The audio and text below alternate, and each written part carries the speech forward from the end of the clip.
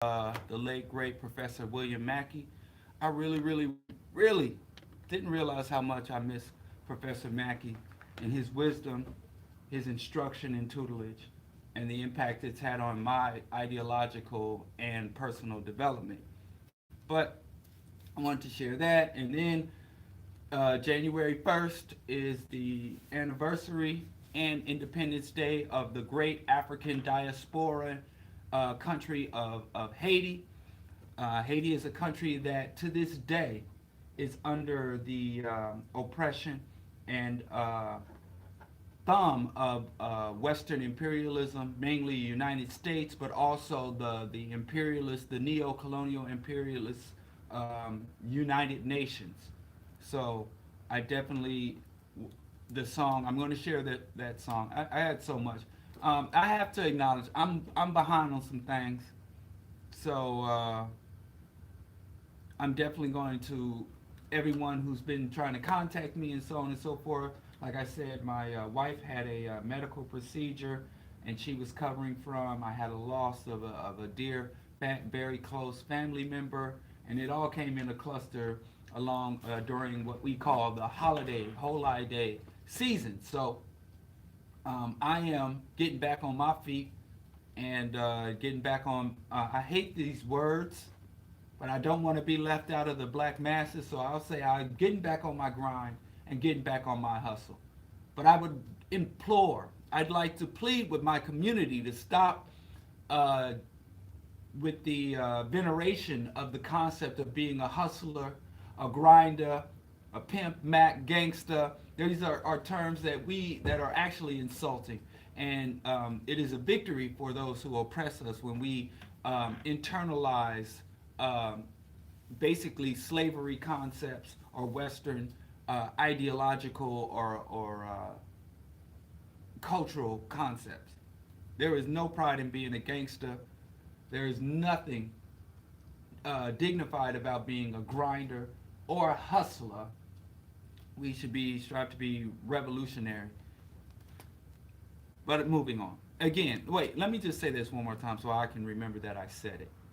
If you've been trying to contact me, I got a lot of people I need to get back to. I just looked at my emails, and after I checked my emails, I just curled up in the corner because it was just a stark reminder of how much work I have to do and how far behind I am on my quote unquote grind. So I haven't fallen off the map. I have not abandoned the struggle. I just got some catching up to do, but it's a new year and we're all inspired. So I'm going to be back on that. But moving on, there's some things I want to talk about before I talk about the things I need to talk about. First thing is this Tiffany Haddish. I don't really care so much about her failed performance. She has always been wiggity whack to me. I've never found her funny in the least bit. And I agree with Kevin Hart. There are a lot of black female comedians, a lot of sisters out there that are a lot more talented, that have a lot longer track record and resume than Tiffany Haddish, that Tiffany Haddish was pushed above and over. But he claims that it is a color issue. I don't really think it's as much a color issue as opposed to it's not really who's funny and who isn't funny. It's more about who bows most and who scrapes most before white people. You know, it ain't about who's funny, it's about who white people think are funny. That's two different things.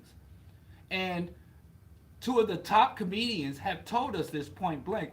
Chris Rock said over a decade ago, that old Uncle Tom. And I'm glad y'all done caught up with me on hating Chris Rock. I've been hating Chris Rock since the Chris Rock show, 20 years ago. I've been hating on Chris Rock, man. I'm a vet. I'm always hating on people, and I get condemned, and people will tell me, and I've been on social media, I've been in the public eye long enough where I got the receipts. People come and tell me, oh, you hate success. You hate to see any black person successful. And I got the receipts to show that. And I'm like, yeah, I hate success that came at the expense of the collective. Yes, I do hate that success. See, all success ain't created equal. To me, Malcolm X was a successful man. He didn't even own his house.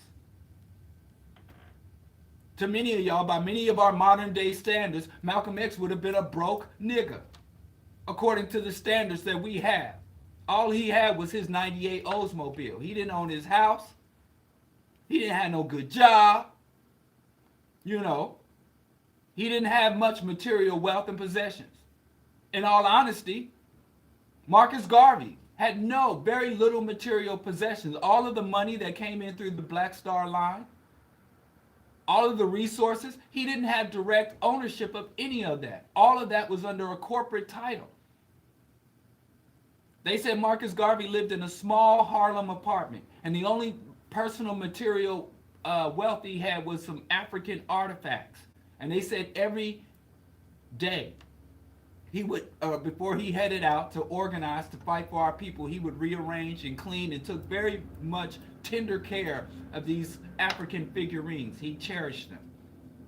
But Marcus Garvey did not own a nice car. He had a few costumes that he would wear in the UNIA parades and other events. So there are a lot of black people who I consider successful by my standard, by my yardstick of what is success and what is not. Let me just say, Malcolm X's car, his personal automobile, is right here is an artifact, is an heirloom for the community. You can go see it at Malcolm X College, not too far from where I broadcast from. You can go see his car and at Malcolm X College, and I'm sure if you just go and say, hey, I'm just a history buff, and I just want to take some pictures of it. Did I take I got a picture of it on my Instagram, if you want to see the car. But anyway, so as I define success, for as the standard definition of what success is, I must do, hey, let me not even fight, because I used to fight with people, because they were like, you don't want black people to get ahead. You don't want black people to be successful. And I would always resent that, because I'm just like the rest of y'all. When I see black people doing good, it makes me, I don't live vicariously through other people. I don't like, just imagine if I was in that, because Mayweather just posted a picture of his Porsche truck, and it was full of stacks on stacks of cash. That's despicable to me. That doesn't fill me with any race pride, personal pride. It doesn't inspire me to get where he was. It doesn't give me any aspiration. I genuinely despise Floyd Mayweather. I understand and I acknowledge his talent. But, the fact that he is an absurd, obscene materialist, or the fact that he beats on women, there's no admirable traits, and his finesse, his great ability to box, does not overshadow all of his scumbaggery. So I utterly despise him, to the point where I don't watch his fights. I don't listen to R. Kelly songs. My little isolated, but like I said, I've been hating on these people before. So all the way back, so again, to all the people, maybe I should apologize, because a lot of people say, I just want black people in poverty. I hate poverty. I hate poverty so much that not only do I want to elevate myself out of poverty, I want to destroy the institutional framework that generates poverty. I want to overthrow capitalism, because capitalism, since its inception, concentrates wealth and intensifies and expands poverty. Because as wealth concentrates, poverty expands. I'm not stupid enough to think that poverty is a result of lack of initiative, lack of hard work, and that wealth is a result of hard work and initiative and bright ideas, blah, blah, blah. I think Donald Trump has blown that misconception up forever. So I'm not pro-poverty. So when people would say I'm anti-success, I would think, and I would connect that with and I would protest. But I'm done.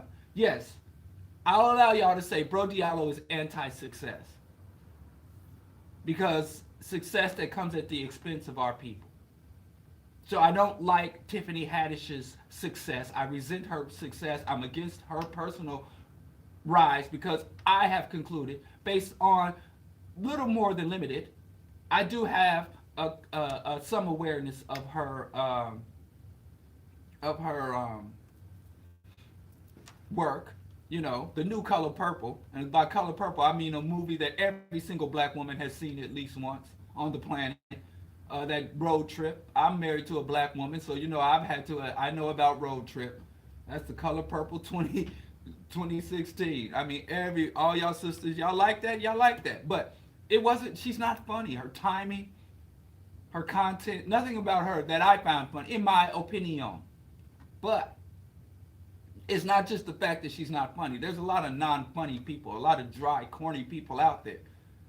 But the coonery, the buffoonery, her running up, trying to grind up on random white dudes, jumping over velvet ropes and grinding up on old, decrepit white celebrities, buck dancing, handkerchief head, coon jester. I ain't with that. So I don't think that her success as I agree with Cat Williams that he said Tiffany Haddish has been moved up and over and around a lot of other more talented women who have put in more time to work. Hell, I put Monique over. I put Monique on top of Tiffany Haddish, mainly so she could smother her to death. But in terms of ability, I'd even ride with Monique. I had to apologize with Monique. I asked her if I could come on the back end and join her Netflix boycott. I don't remember why though. Something that happened that made me rethink my position on Monique as a black leader being able to rally the black masses. Because I also don't think just any rando Negro with a name and some fame can just rally us, corral us like a herd of cattle. Or rally up, Negroes, I need your help. If you ain't there when we need you, and especially many of these celebrities that show up when they down, but they don't know us when they up. But something happened. I don't know. Go back and review Bro Diallo show archives and find out why I had apologized to Monique. Netflix did something. So she never got back to me on that. But then she turned around and who was that? She defended Roseanne Barr, called Roseanne Barr her sister. One minute she's trying to lead the masses. She's trying to be a frontline vanguard revolutionary soldier to lead black people to the promised land. And the next minute she's shining Roseanne Barr's shoes and fetching her bedpan for her. See, that's why you can't trust it. And so now I'm going to formally withdraw my appeal to be reconsidered for whatever, man. It gets a bit technical. But yeah, Anyway, I digress. The reason I'm annoyed at Tiffany Haddish at this very moment is because she made a little video. I think she be messing with, let me not speculate. Let me just talk facts. Tiffany Haddish says she's going to continue to wear fur until police stop killing black people. Now, there's several problems with that. And y'all all know I'm a tree-hugging, vegan, and I am adamantly, aggressively pro-animal rights. I do not believe that man has dominion over earth and the animals and all things that swim and fly. I reject the concept that man has a dominion. I believe that man is a primate, that we have the same vulnerabilities and dependencies as all other living creatures, and that man should live within his ecosystem's limits, not try to conquer nature. I believe that man has no inherent right to displace other living creatures or to kill, corral, harvest other living creatures. I know that there are some domesticated animals, dogs and cats that we over thousands of years have cultivated a symbiotic relationship with. So I don't have that much of an issue with that, but I'm very pro animal rights. I'm anti-fur. I'm even anti-leather by and large. I think that we should keep our harm on animals and our exploitation of animal species as low as, or to an ecological or as low as reasonably achievable. But I've gone on for all that. Like I said, go back to the Bro Diallo archives. And I feel that not enough so-called conscious black people have reached this conclusion, because my conclusion is not an emotional one. It's a scientific, it's an evolutionary conclusion.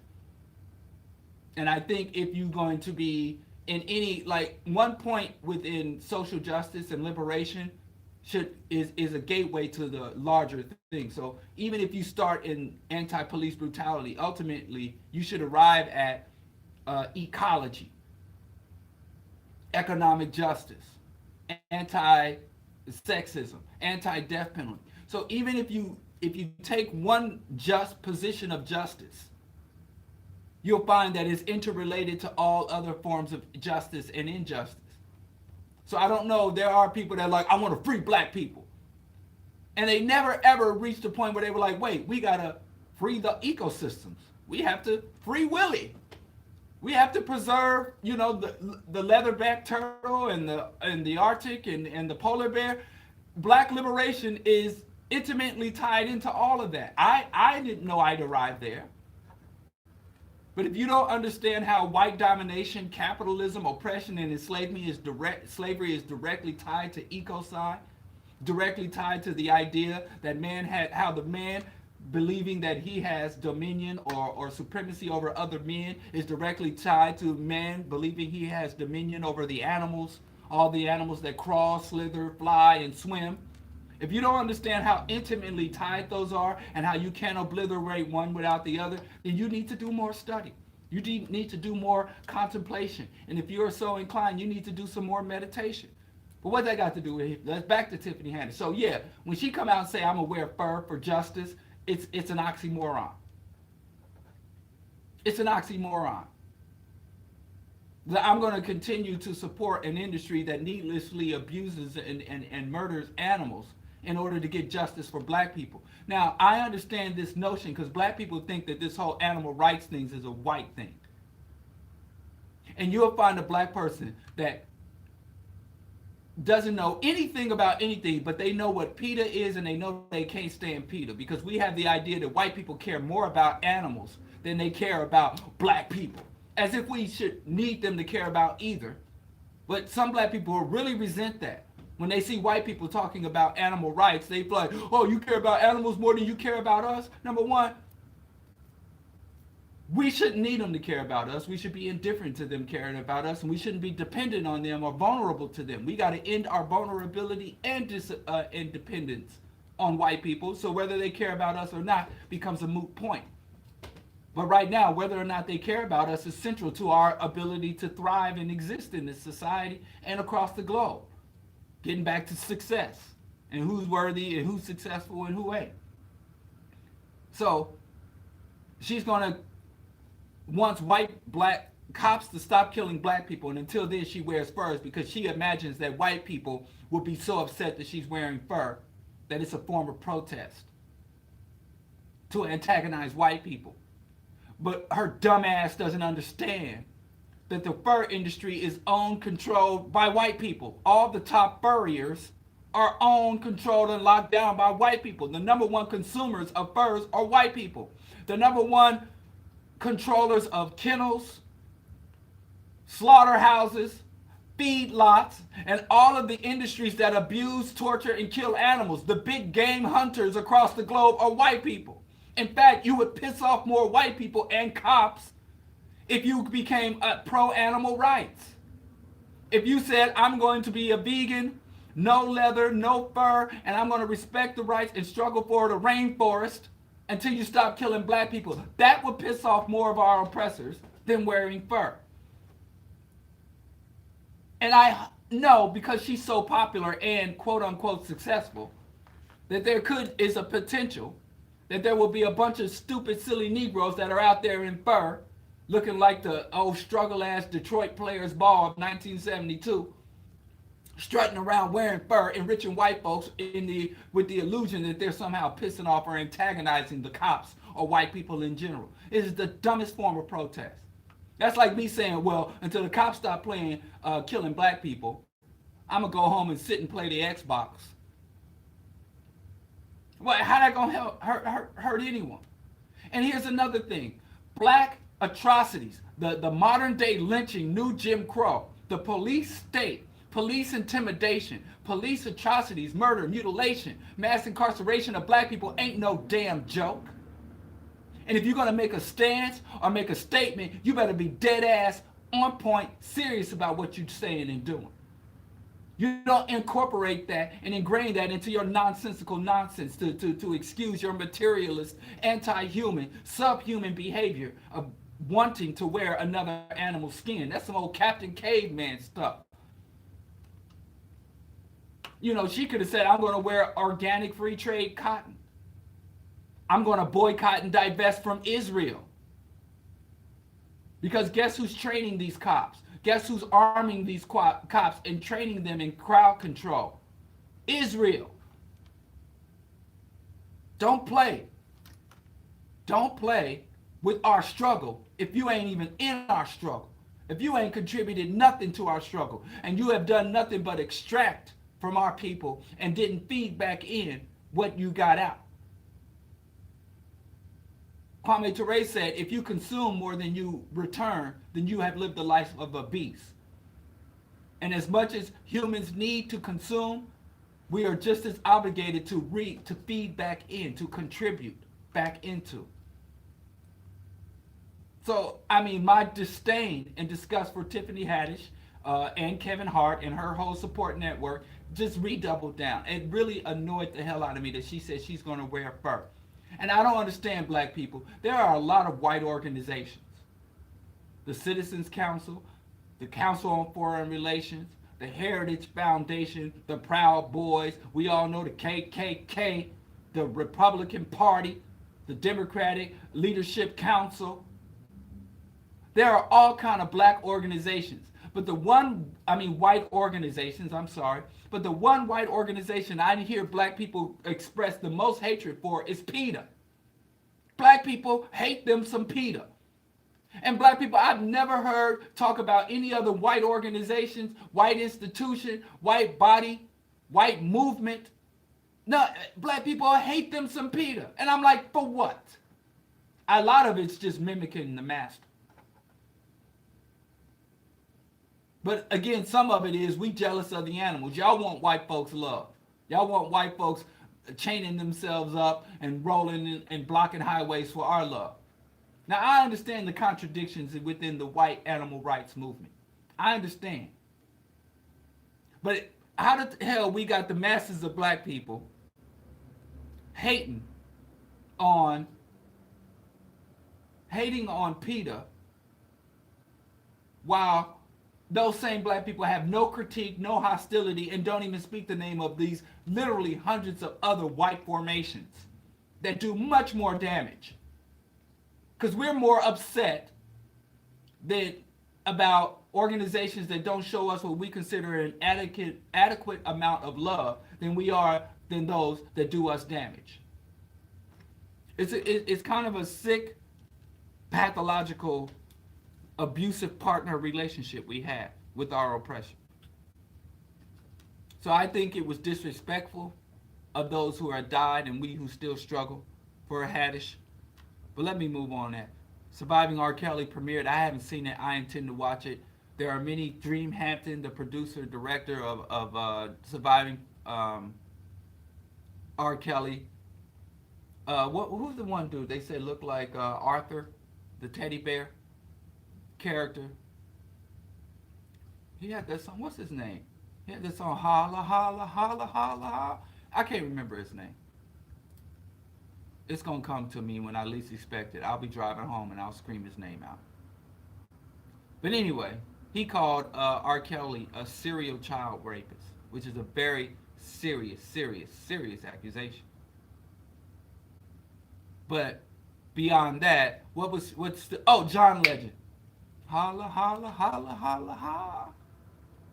Anyway, he said that R. Kelly was a serial child rapist. R. Kelly intends to sue Dream Hampton and the Lifetime Network for this slanderous documentary. But what was stood out most is many of R. Kelly's collaborators are Erykah Badu, who's supposed to be a strong black voodoo superwoman who many black women look up to as a positive influence and a role model, refused to speak ill of the psychologically and culturally dead. She refused to speak. She gave a list. And I admire Dream Hampton for the exposure, self-exposure, telling us the names of people who said, listen, I'm not going to speak out against R. Kelly.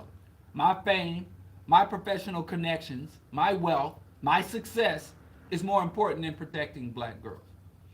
But anyway, I hope that this Surviving R. Kelly documentary awakens more people, and we can finally. I mean, like I said, I've been hating on R. Kelly since 12th place, since 90, 93, 92. I've been disgusted with that dude since it came out what he did with Aaliyah. I ain't never been in no R. Kelly nothing, no R. Kelly collaboration. It's all garbage. Hell, and if R. Kelly is on the song, because he done sung with everybody. If I'm listening to Biggie and that R. Kelly Biggie song, I skip past it.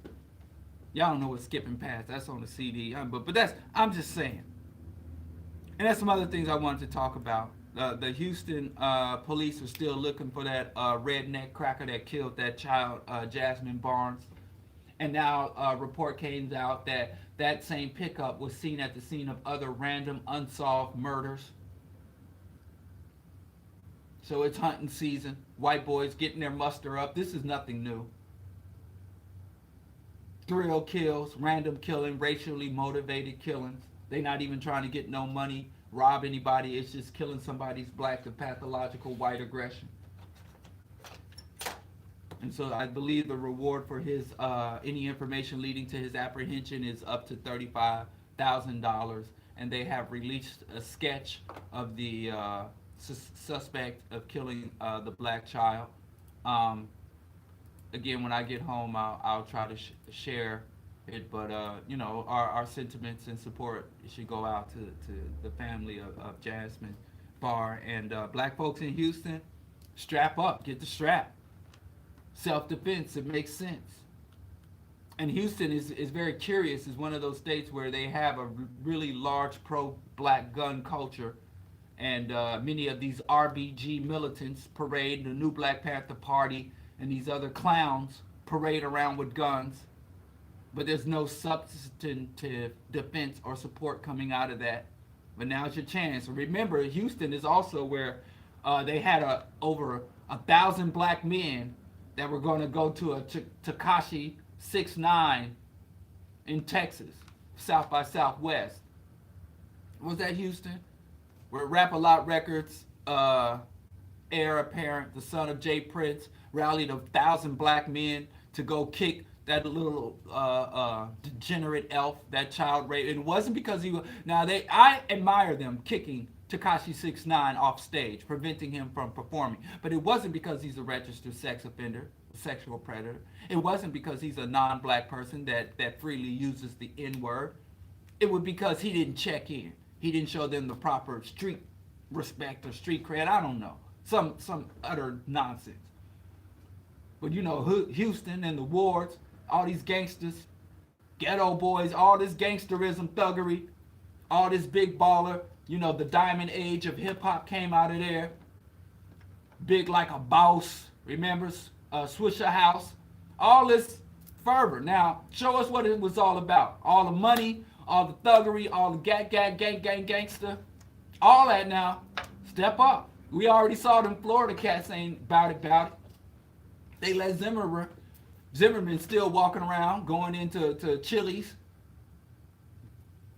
going in get his Christian fundamentalist Chick-fil-A sandwiches. All the gangsterism coming out of Florida. All these bosses. Rick Ross, the boss. The gangster OG, what's his name? Trick Daddy. And cats out here putting out hits and vendettas. And so here we go, all this gangsterism. That's why, and everybody want to get mad at me because I was one of the first people I know to publicly denounce this revolutionary but gangster nonsense, RBG, street code, thug aesthetic. You know, you take your common street criminal, gangbanger, and put some African aesthetics, drape him in RBG, and think those guns are going to be recruited for revolutionary struggles. That has never happened in the history of any revolution. And if it did happen, that would be my agenda. But y'all on some fantasy stuff. But anyway, but hey, that's neither here nor there. That cracker need to be taken out off the streets. And our people in Houston need to be on triple red alert. We need to talk about the United States had a terrorist alert. Black people have been living under terrorism since the day we arrived at these shores in chains. And our threat level has always been red. So stay up, black people. And like I said, they have a sketch of the perpetrator now, because our gangsters, our street hustlers, our OGs ain't about to defend us. They prey on us as aggressively as all other people outside our communities.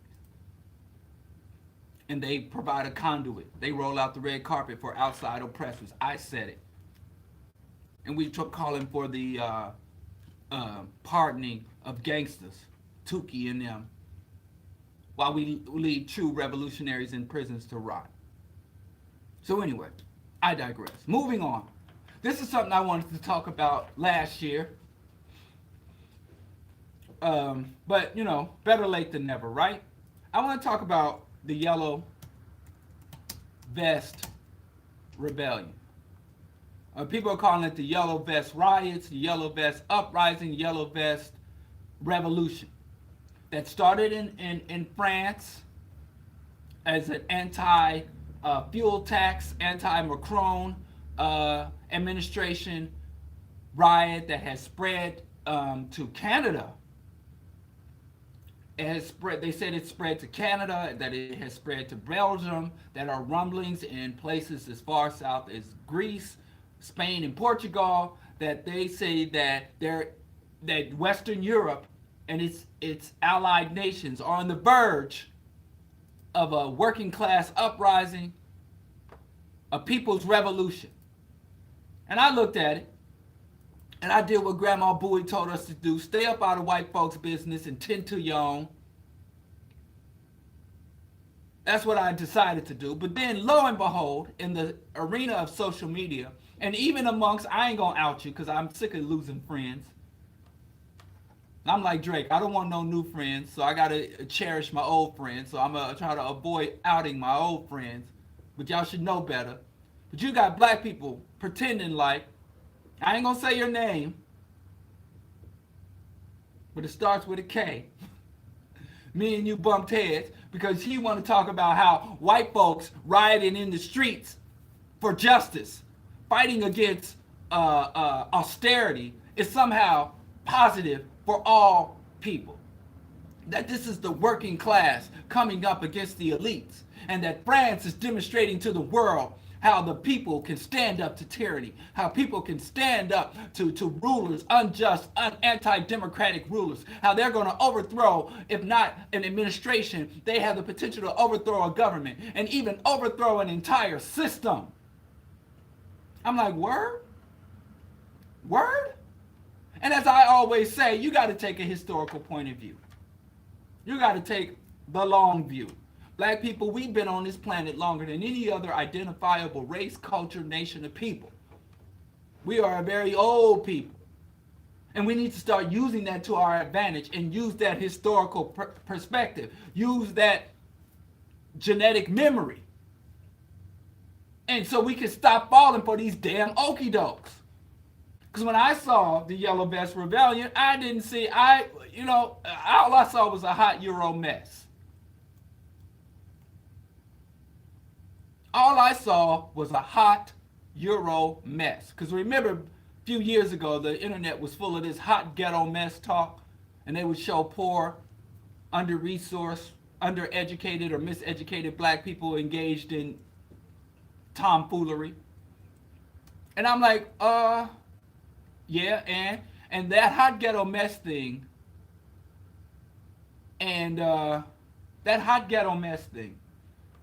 kind of annoyed me because it seemed like it had the stench of classism, because it was back in 2006, 2007, 2008, and you had all these websites. Look at these ghetto black people. Look at these ghetto black people. Look at these poor black people.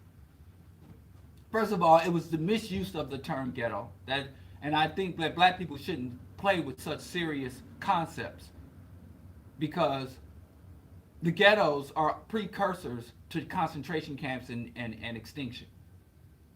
That's how white folks use ghettos. They use ghettos to corral, identify a targeted population for extinction.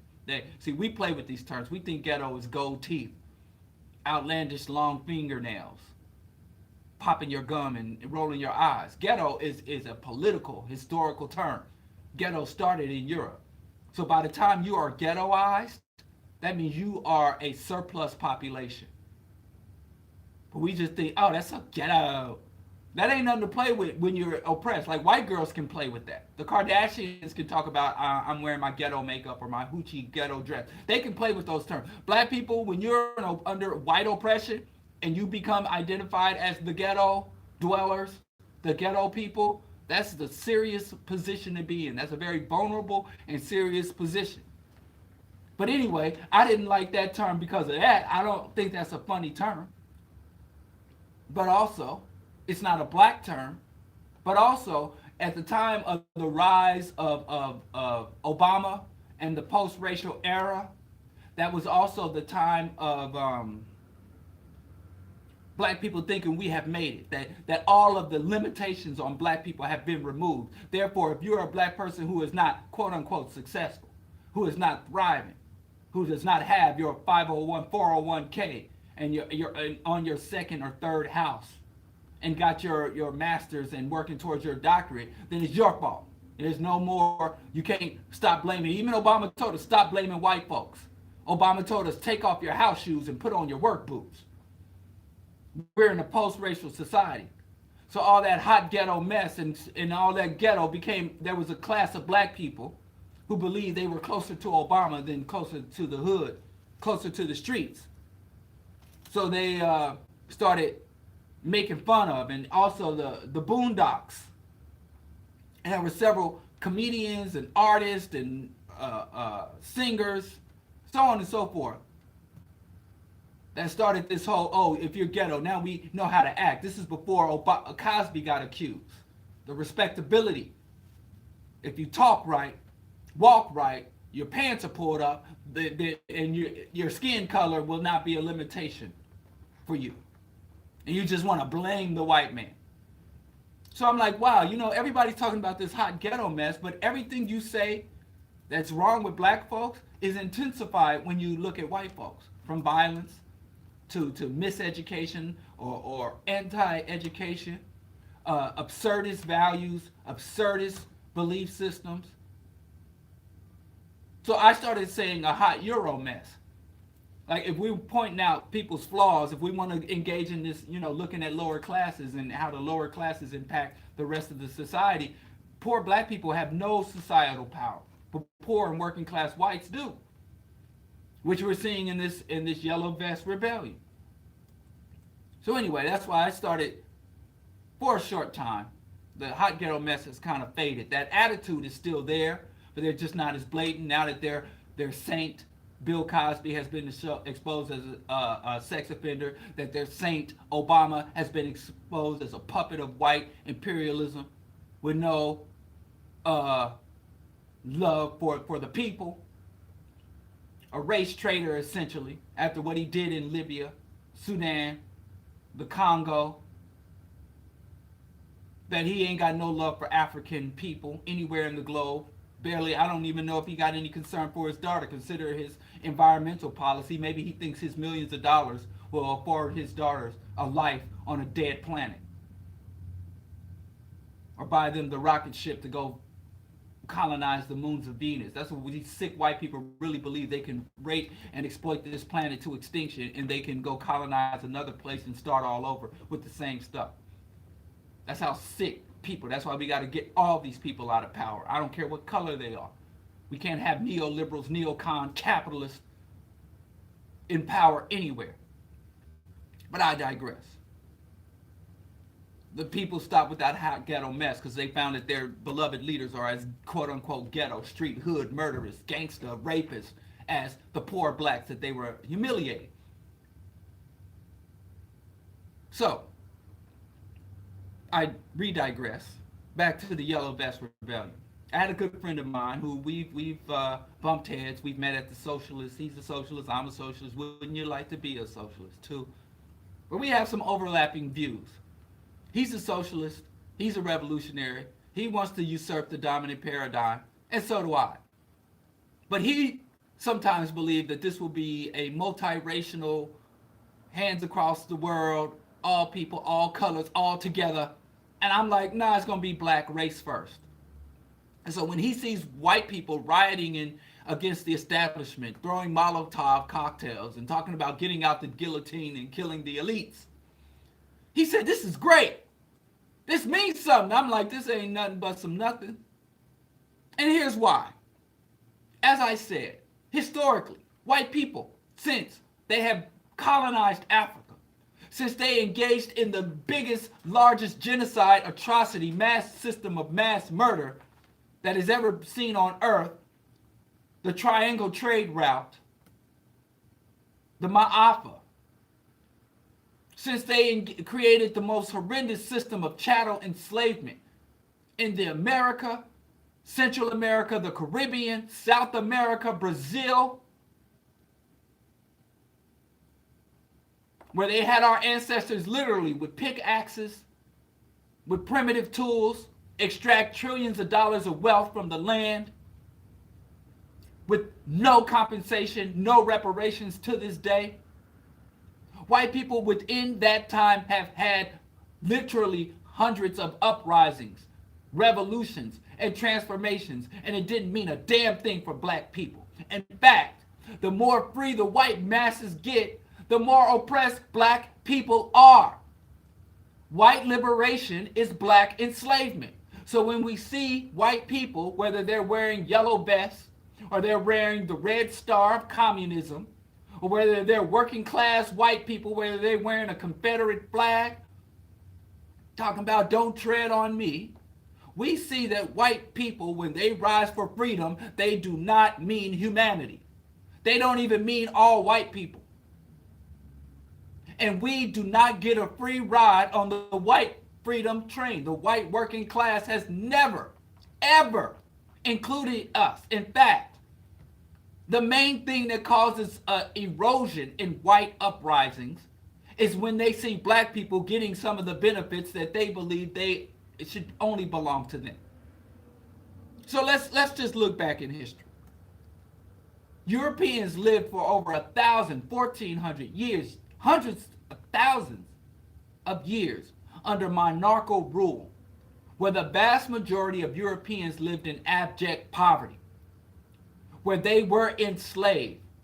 European peasants, European serfs, and European Shanghai indentured servants had suffered everything that they had done to us, they were doing to each other for 100 years before they knew we existed. You cannot name one atrocity that black people have been subjected to, past, present, and future, that white people hadn't already done to themselves and imposed on themselves.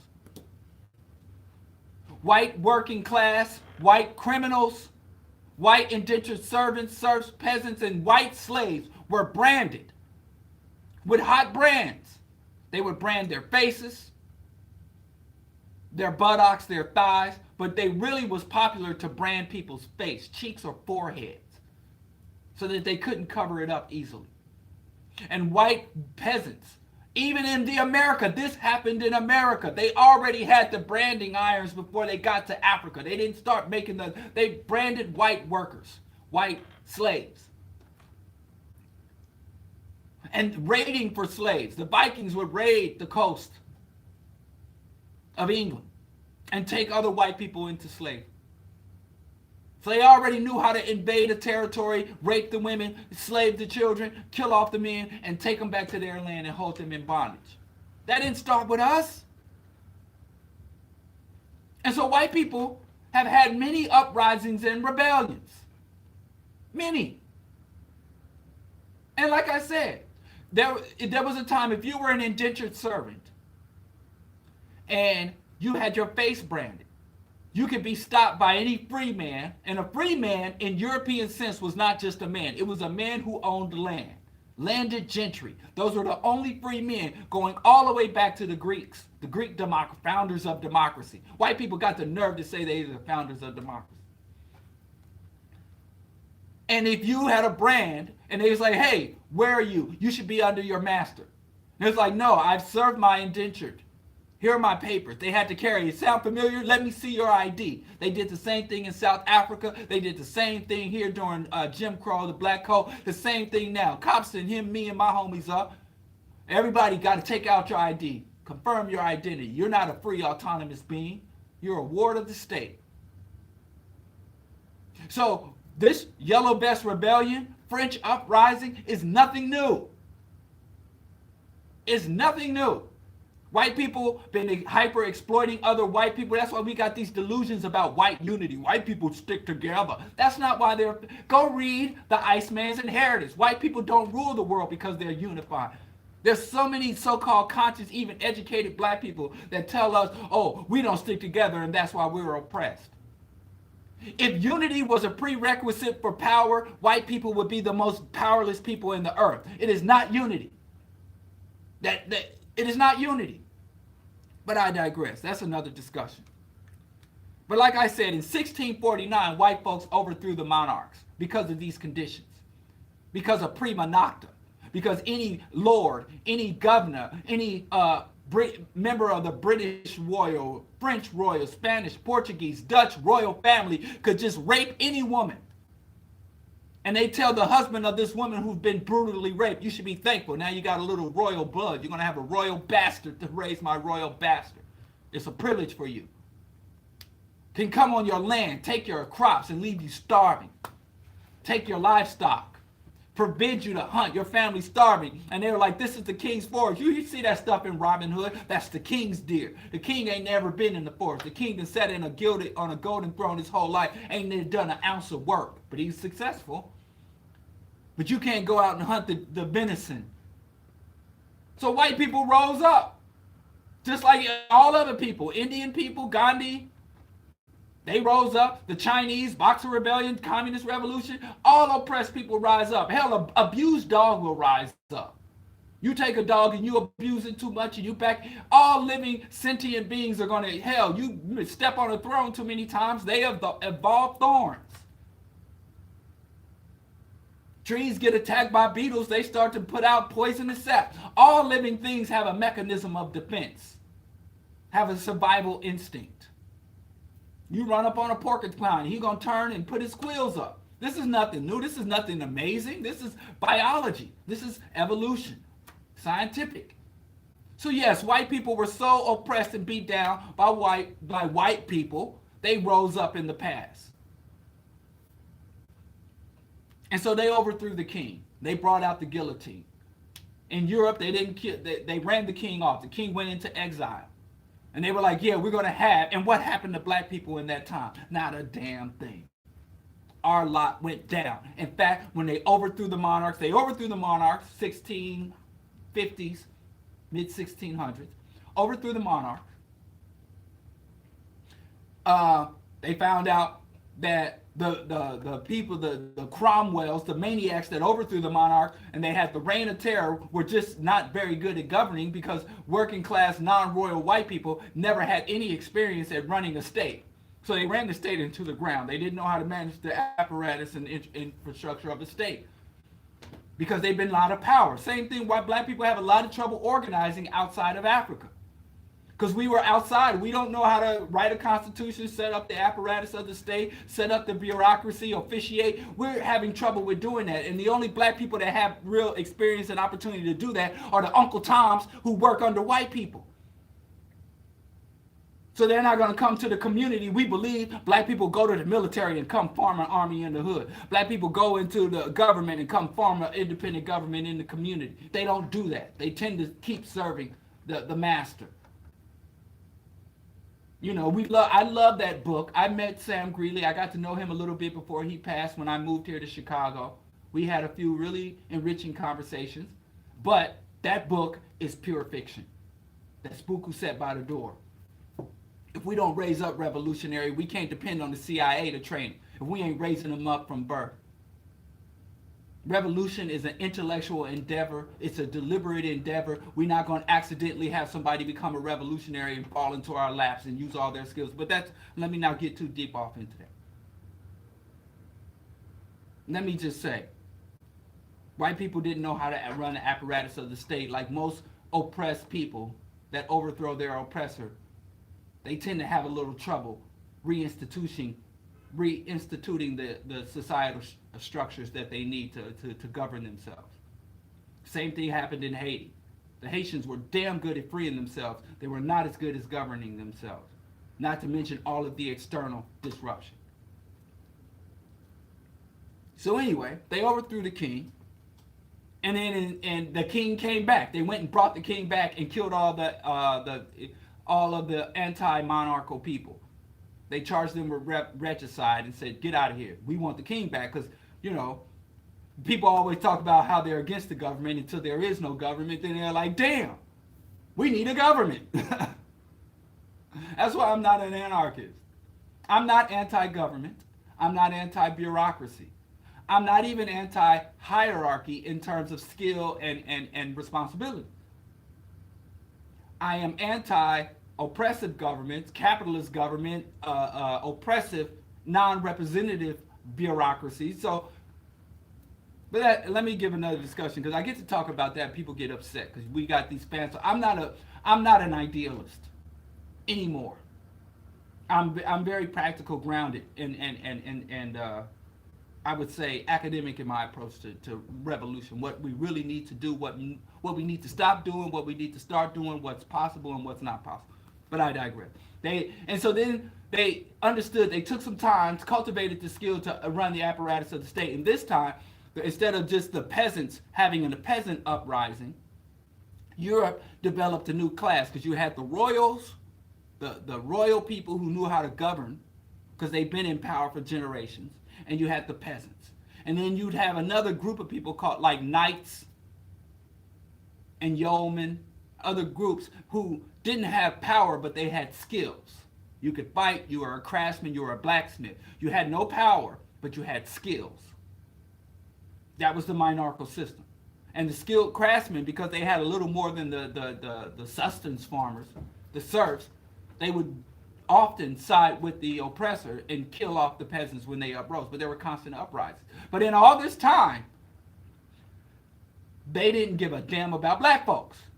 While the white peasants and serfs were fighting against the white monarchs and rulers and princes and noblemen, they were still colonizing, enslaving, and raping and murdering people in India, Africa, New World, New America. The Nina, the Sina, Santa Maria, whatever those three boats that Cristobal Colon served over, he was financed by the monarchs. The monarchs were the first financiers of colonization. And then under Christendom, the Pope was the first one to bless the slave trade. And you had the Protestant Revolution where the oppressive Pope, the oppressive clergy was overthrown and fought against by the people they exploited. And they started a whole new religion, Protestantism, and then Protestant broke into several sects. And you had a yellow vest revolution under Martin Luther, a working class uprising to overthrow the yoke of oppression. What did that mean for black people? Not a damn thing. We always think, well, oppressed white people that have been through some struggle can relate to black people because struggle is struggle. That has not been historically accurate. So white people have rose up against their oppressors and still oppressed us.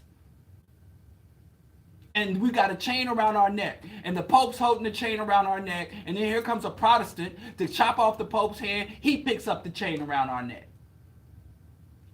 And then the Protestant, here comes the Anglican church, which was another upstart rebellion church, chops off the hands of the Anabaptists and the Puritans. All these people. Remember, the Puritans came here fleeing persecution, which is a myth. But let's run with the myth that they taught me and you. The Puritans came to America fleeing oppression just to kill off the Indians and enslave Africans. So white people fighting against oppression is no evidence that it will mean anything good for black people. And not just when overthrowing the monarchy. Europe went between 1649 to 1776, went from a monarchical system to a quote-unquote democratic system. You had this new class emerge, who wasn't just the yeoman class, the work and the peasants and the serfs, but you had the mercantile class. When the Industrial Revolution started, you had a whole new class of traders, financiers, and industrialists who didn't have royal blood, but they had as much money as the kings. And in fact, they were loaning money and financing the kings. And they were like, and they knew I could never be a king. Even though no matter how much money I make, I can never be a king. So let's get rid of the king. So when this new class emerged, for the first time, the serfs, the slaves, a serf is a slave, Slavic. Serfs are slaves, peasants were slaves. Feudal system was a system of chattel slavery, where the lower people on the rungs were not recognized as fully human. You had the church, you had the clergy, you had the soldiers, you had the workmen, the weavers, the craftsmen, the skilled craftsmen, and they made up like 10% of the population. The rest of the 90% of Europe were freaking slaves who could be branded, raped, murdered without consequence. They didn't invent nothing when they came to Africa. They brought everything that they did with them. This is not just a hysteria. White people see black skin. Oh, look at that black skin. And they lose their mind and become racist. This is fundamental to their culture, hyper-exploitation. And then when the people who were raped and murdered and enslaved get in power, what do? Rape, murder, and slave. Iceman's inheritance, the psychopathic racial personality. It's embedded in their culture. They don't come to power and like, man, you know, my mother was raped. My father was murdered by the king. My brother was branded by the king. But now I'm in power, and I'm not going to do those things because I know what that pain is like. That's not how their brains work. Yet, maybe they're learning. Maybe they're evolving. Maybe because they care about the rights of animals, they'll learn that we're all at. I don't know. But right now, I'm only going off of the historical record. I'm not going to speculate. But you might say that's a long time ago. Kings and queens all the way back in Europe. 1600. Let's just go back to, hell, the 1900s in the United States. They had Teddy Roosevelt, the trust buster. Trust is what they used to call corporations. And he said, we're going to do away with monopoly. We're going to bring economic justice. In 1990, 1901 up to the 1920s, did you know that you had a yellow vest rebellion in the United States, a working class uprising? They call it the progressive era. The progressive and white people were had to deal with child labor, unsavory, unhealthy, uncompensated labor and labor conditions. So they elected a upstart president who was boisterous. And he was a racist to the core, but he was about economic justice for working class white people. Theodore Roosevelt. You ever heard of the Rough Riders? I'm not talking about it. That's why I really thought it was disgusting that DMX would name his crew the Rough Riders, because the true Rough Riders were white imperialists. They went to Cuba and to other countries that had predominantly black population and murdered them wholesale in the names of U.S. corporate, U.S. private interest. And so this guy became president and he broke up the trust. He was a working class hero. He got some concessions for the working. You had the progressive era, progressive reform, the 8-hour workday, the end to child labor, the end to the sweatshop era, or a reduction in sweatshop conditions. All these things we take for granted today, we just think is just a part of America. America was a third world shithole country up until really the 1930s.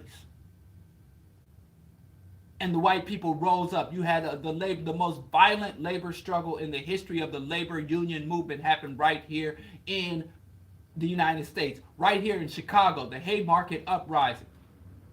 You had farmers uprising, farmers rebellions, where farmers couldn't get a good deal. You know, the man spent a whole season growing food and his family has malnutrition.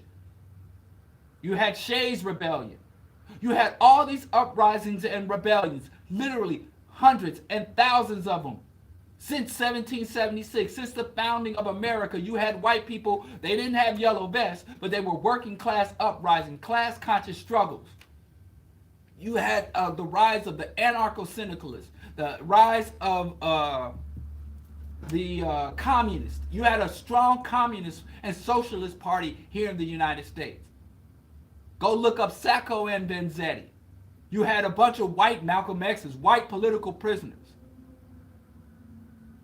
You had Smedley Butler, a true working class hero fighting against the elites, against the Vanderbilts, the Rockefellers, the DuPonts. And in all of that, Black people were still in chains. Black people were still under Jim Crow. Black people weren't even an afterthought.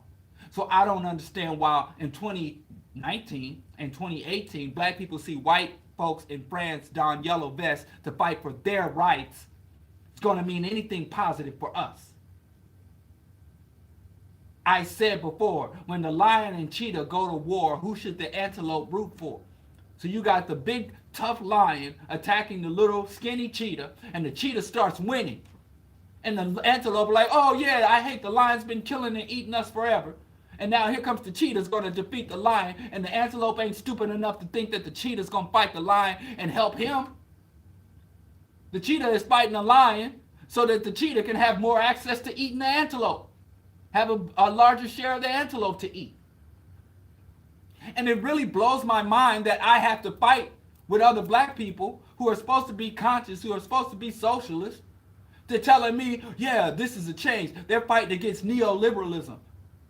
Okay, and there are a lot of forms of oppression. There's a lot of ideological positions that the white masses have that all still lead to our oppression. Yeah, there's a lot of internal division amongst white people. But one thing they are not divided on is that we will rule the world. We will control the world's resources, and we will maintain within ourselves the ability to kill every living specimen on this planet with our nuclear arsenal. Now, we can divide on how we divide up the spoils, and that's what it is. That's what it is. And you even got some black Parisians out there. You got some Arab Parisians out there. You know, anything white folks do. You got black Mormons, anything. You even had a black Klansman. Anything white folks do, you're going to have some sick Negro. Hell, you had Jewish Nazis. Look it up. Look it up. Hitler's Jewish soldiers. Honorary Aryans. So, yeah, you know, there ain't really no shame to our game. I'm not saying this Yellow Vest Rebellion is not something we should watch, something we should understand, but not have the delusion that white people fighting against white corporations, white people fighting against corrupt white governments, white masses fighting against white elites means anything positive for us inherently. We still got to free ourselves. In fact, white liberation, white people got free on the blacks. The white working class got elevated on the backs of black people. White elites started giving rights to the white masses to prevent them from unifying with black slaves in the United States. The white colonizers, when they went to the colonies and they wanted to bring white working class serfs and peasants to Africa, when they set up the penal colony in Australia, and they were taking white people out of the stocks. And they knew if we send 10 white people to Australia, 8 of them are going to be dead within a year. And the white people did it anyway. Talk about white unity. White people stick together. They sent them anyway. But they told them, listen, you might be a Shanghai. You might be the lowest of the low. You might be some toothless, syphilis infected, illiterate white piece of trash. But you're better than an Aborigine. And we're going to make sure you know it, and we're going to make sure the Aboriginal will. And the white working class was like, I'll take that deal, mate. I'll take that deal. And they prefer crumbs from the white elites than true allegiance from us. And I'm going off of the historical record. I would love for there to be a white working class movement that dealt with all of us. I wish we could join in the reindeer games. I really wish white people were like, the white elites, we're going to overthrow the white elites.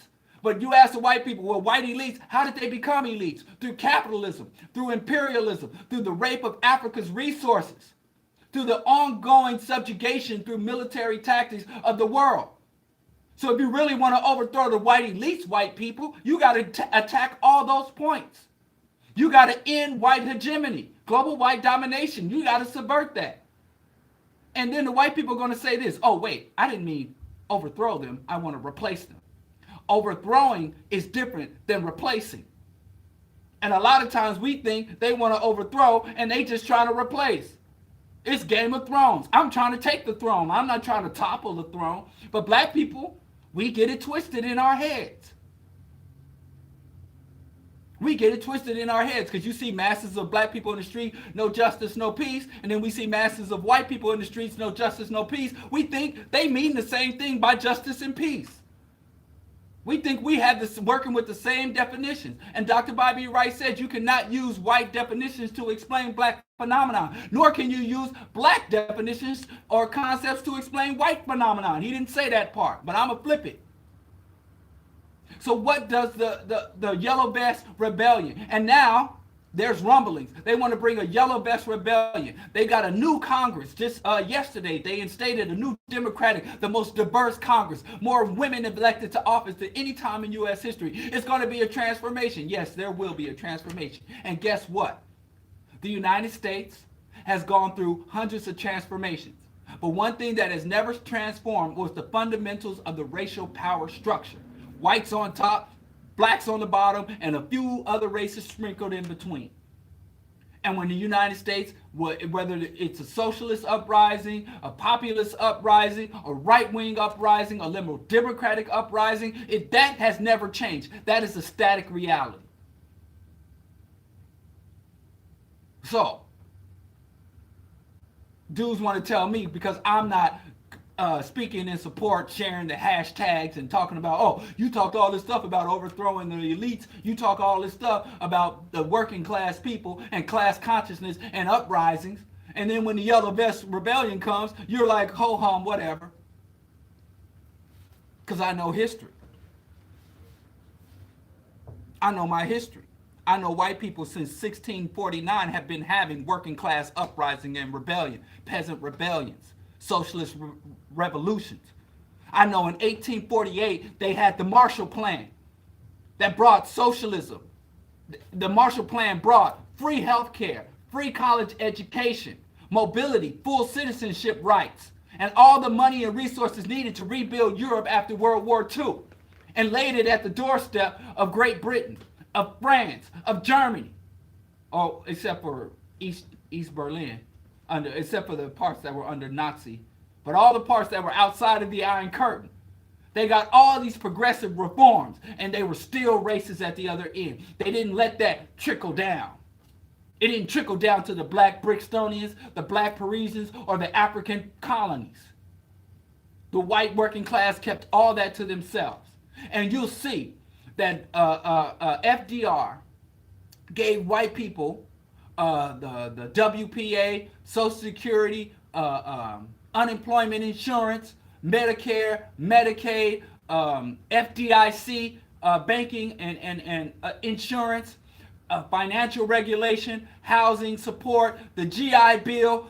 They had a revolution. In fact, they had a socialist revolution right here in America. The one president in the United States that served 16 years in office, that was elected to office 4 times, the most popular and powerful president in the history of the United States, was a socialist.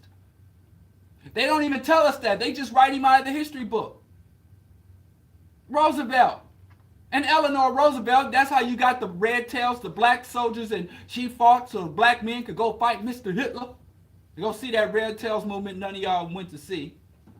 That stupid ass movie, Red Tails. Y'all, I don't understand this veneration of black veterans, but I digress. And what did white people do? Homeless, hungry, unemployed, uneducated white people that begged the government, that bowed down and begged the government to give them something they never had. There was no middle class. You had rich and poor in the Gilded Age America. The middle class was not created by hard work, unity, moral fortitude, by strong families. The middle class was created by government programs, government handouts, through welfare, the white middle class. And the first thing the white middle class did when it got all these benefits is try to shut black people out. Professor William Mackey said that for every dollar that was given to the average white adult, less than 25 cents of those benefits came to black citizens. And remember, at that time, we were full-fledged citizens. We fought in World War I. We fought in World War II. We fought on America's side. Even though we had been enslaved by this nation, we had never cooperated with this nation's enemies. And we've been the most loyal and patriotic demographic in America since the end of slavery. Like Dr. Clark said, we out Pope the Pope, we out Muhammad Muhammad, and we out Yankee Doodle, love of America, we out Uncle Sam, Uncle Sam. We are the true believers. And we get nothing but scorn from this nation.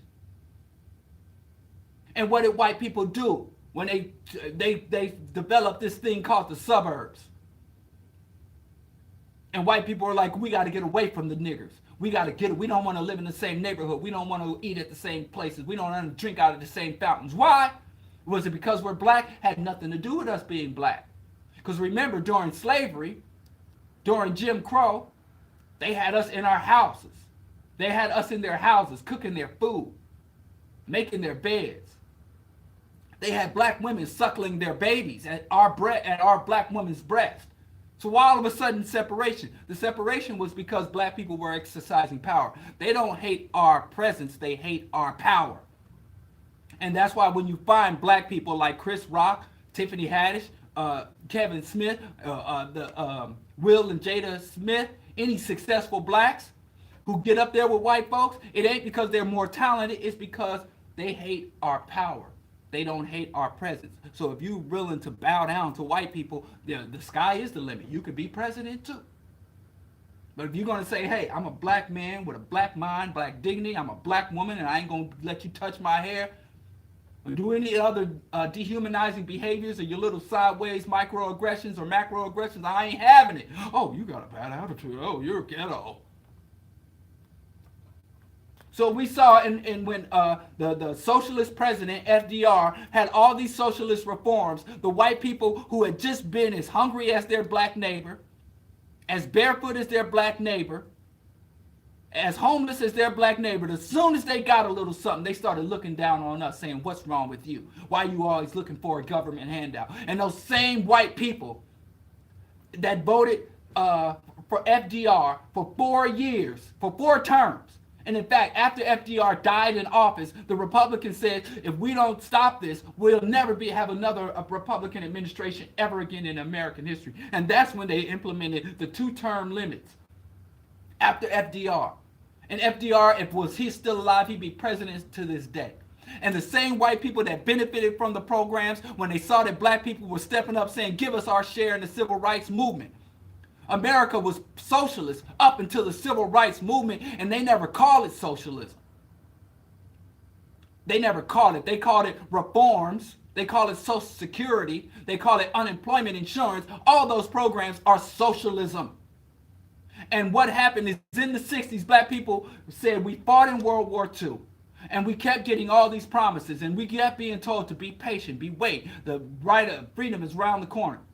So in the 50s, black people started unorganized uprising. Because the white people had their uprisings, and they go all the way back from the very first white uprising in America. The first person to die, Crispus Attucks, a black man. Black people have been dying for white freedom, white liberation, white empowerment since the day we got here, thinking it was going to trickle down to us. We became Buffalo Soldiers and, hey, we're going to go fight the Indian for you.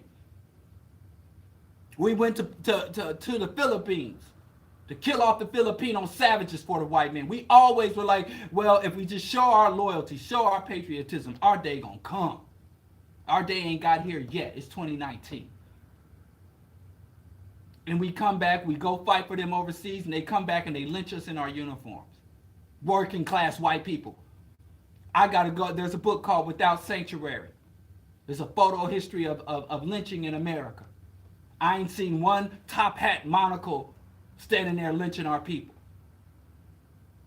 I ain't saying that they didn't. I'm just saying none of the photographs, all the white people in the photograph look like poor white trash to me. But we think we can join with them. I'm surprised we still have, was Crispus Attucks a coon? I don't think Crispus Attucks was a coon. I think he was delusional. But, I mean, Crispus Attucks didn't have hundreds of years of history with these people. I think Crispus Attucks was working with limited information. But no black person in this day can make that excuse, though. There's no way you could be a black person of limited information. You have to work hard to be ignorant at this point.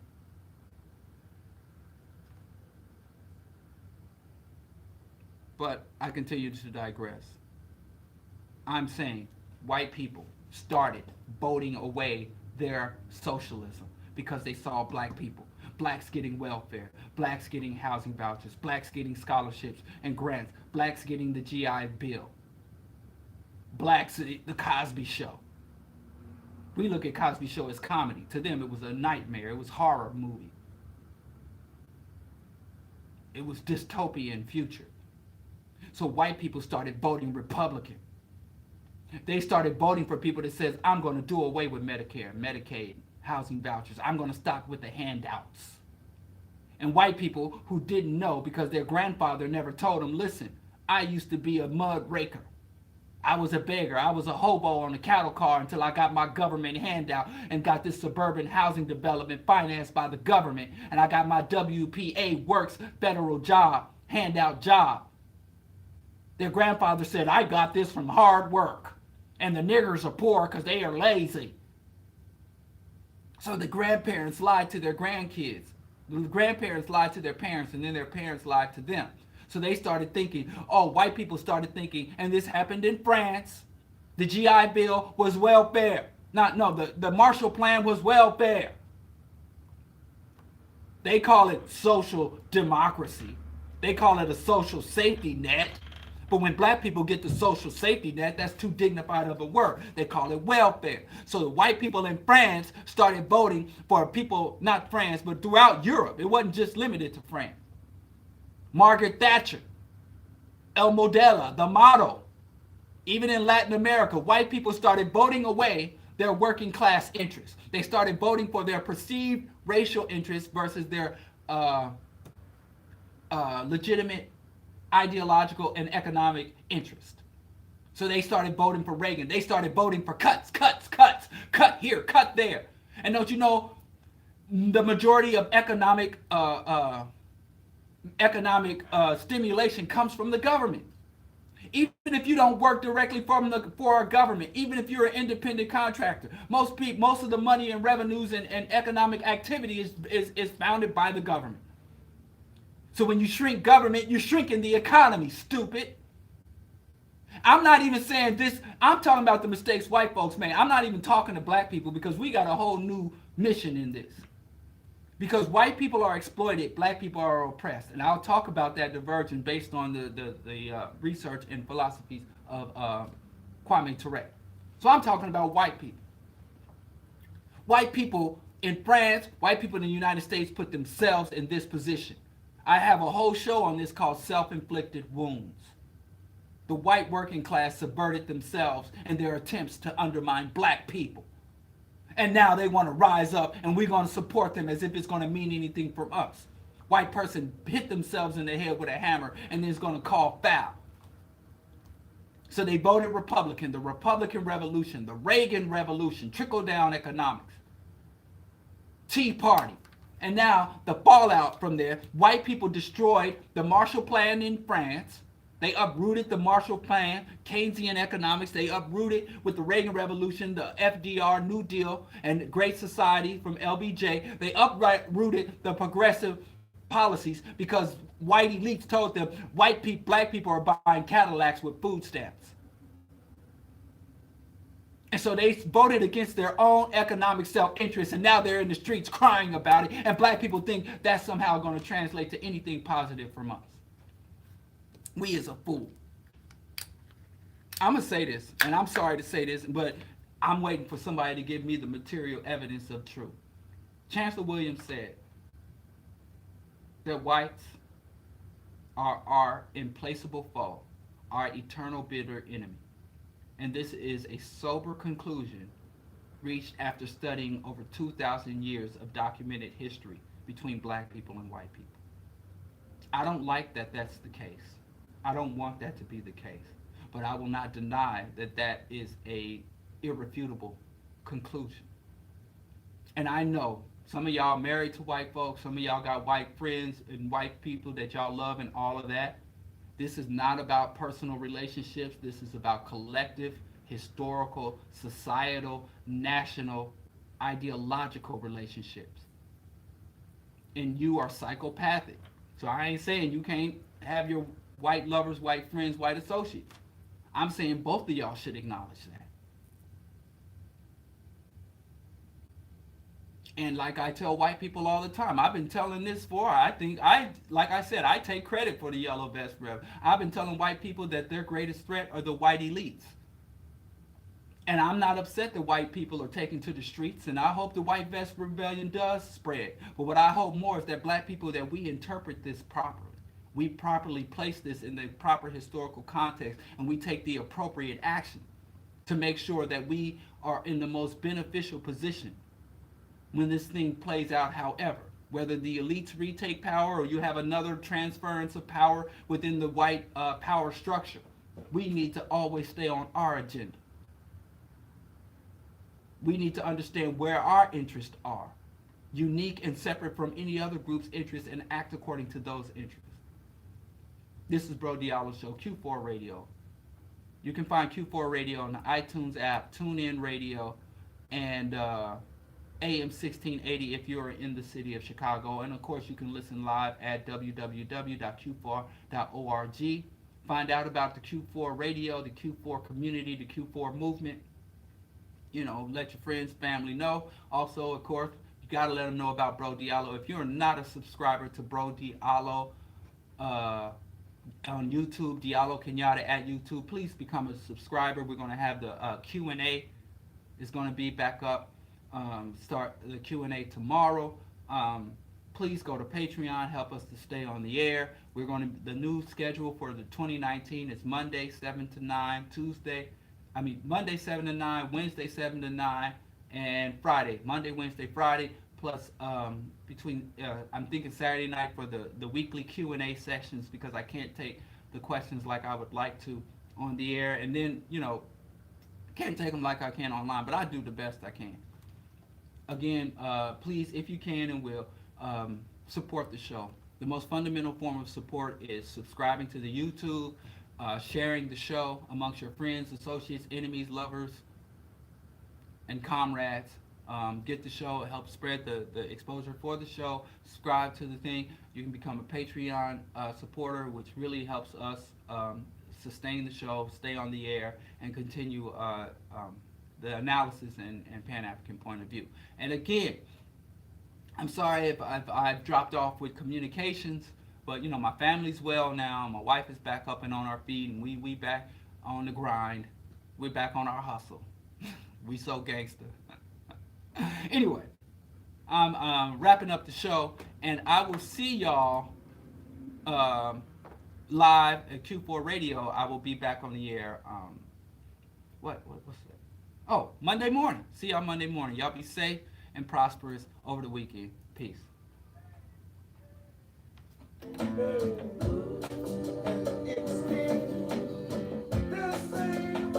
But the preacher man told me, come to the